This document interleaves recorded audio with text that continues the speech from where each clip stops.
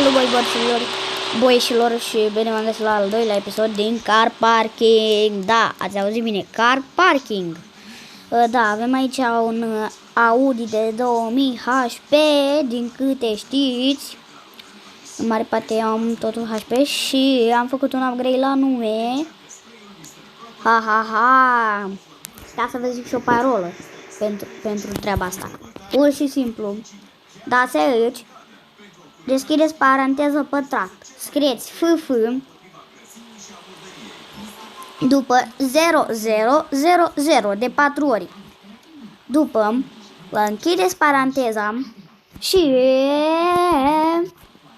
vă scrieți un nume de 4, adică preascurtare la nume de 3 sau de 4, maxim 4. Și eu mi-am pus ANDR.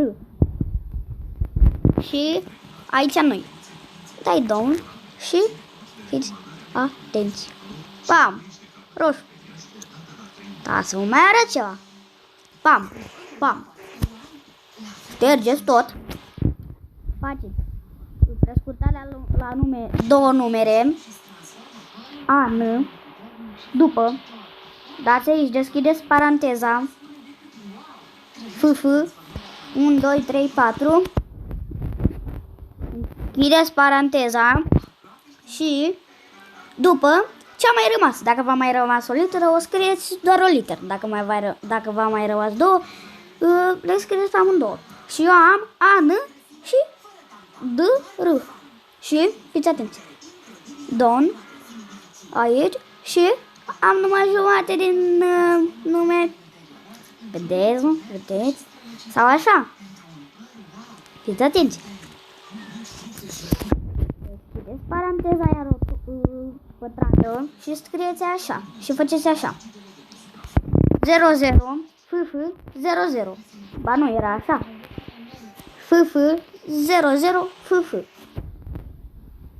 Și apoi închideți iar. Și prescurtarea nume cu 2 sau 3. Cu 3 sau 4. A, nu? De Mauve. Vedeți?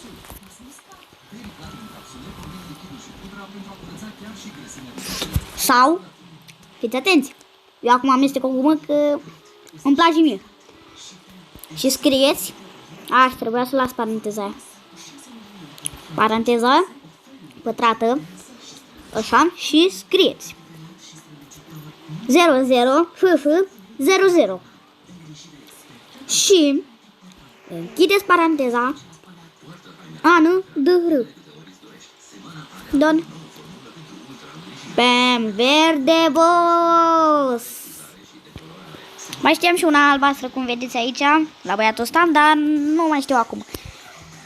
Și da, voi pune stop și când ajungem la ăla de ca să ne jucăm, revin. Da, băi, boișilor, și am intrat și aici, după cum vedeți, cu Audi-ul nostru de 2000 HP. Și da, hai să strângem la acest video toți 10 like-uri. Sau hai cu 15 like-uri, hai cu 15 like-uri, că e al doilea episod. Uite pe băiatul ăsta, are din asta. Ce șmecheri băiatul, bă! Eu credeam că e mașină crom.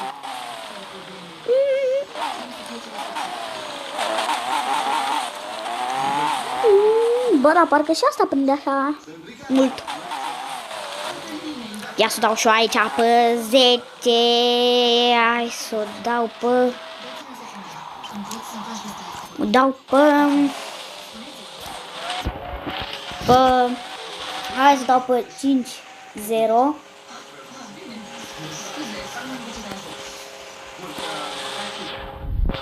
Și ok.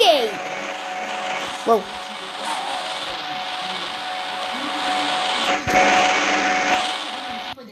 Hai, mă, de ce m-a scos? Dar de ce m-a scos, domnule Bărsia? Și-a mai uitat. Și-a mai uitat, da. Și-a mai uitat. Da, păi nu. Ei. Eu un bug.